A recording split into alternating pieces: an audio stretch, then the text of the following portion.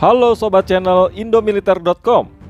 Sosok rudal yang satu ini begitu lekat dalam ingatan setiap generasi warganet karena sejak lama telah terpampang begitu jelas di halaman depan Museum TNI Satria Mandala Jakarta dan Museum Pusat TNI AU Dirgantara Mandala di Yogyakarta. Rudal Hanut atau pertahanan udara yang punya nama S-75 Devina atau dalam kode NATO disebut SA-2 Guideline begitu fenomenal. Lantaran inilah rudal Hanut terbesar yang pernah dipunyai Indonesia.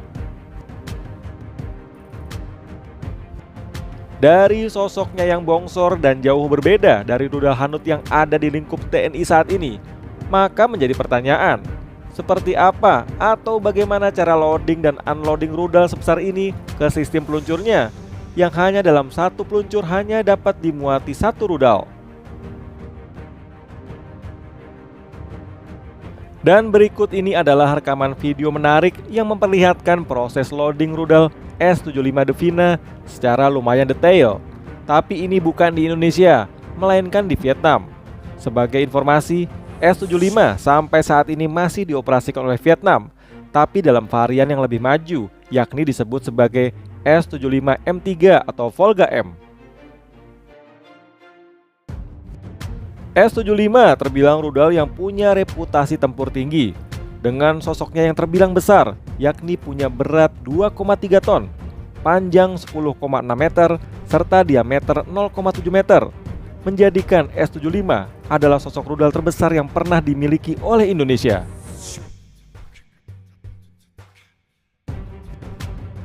Dengan bobot hingga ukuran ton, sudah pasti daya jelajah rudal ini terbilang fantastis. Dan memang, S-75 digolongkan sebagai rudal darat ke udara jarak jauh.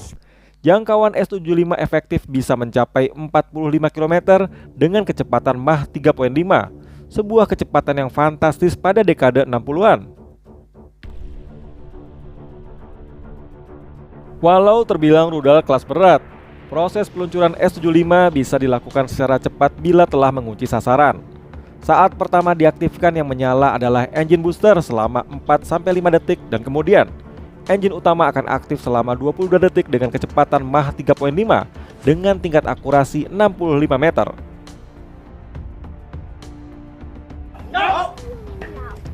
Selain unggul dalam daya jelajah dan kecepatan luncur, jangkauan ketinggian S-75 pun mengagumkan, yakni bisa mencapai ketinggian 20.000 meter.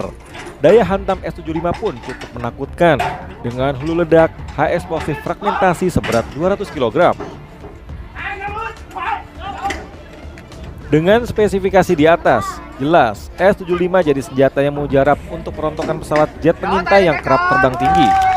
Ini terbukti pada 1 Mei 1960. Rudal ini dapat menembak jatuh pesawat mata-mata Amerika U-2 Dragon Lady pada ketinggian 15,24 km dan berhasil menangkap pilotnya, Francis Gary Powers.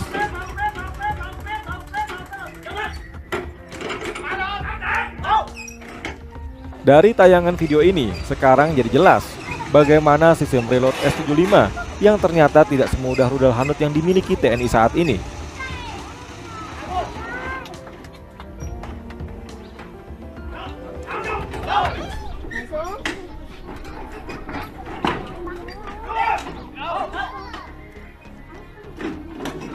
Nah, demikian sekilas update informasi alutsista, khususnya di lini rudal Hanut bersejarah tinggi seperti S-75 Devina.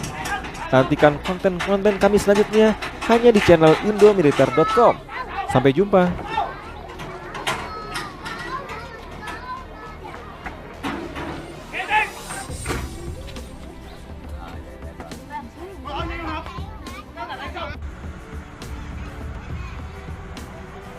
Chuẩn bị không rồi.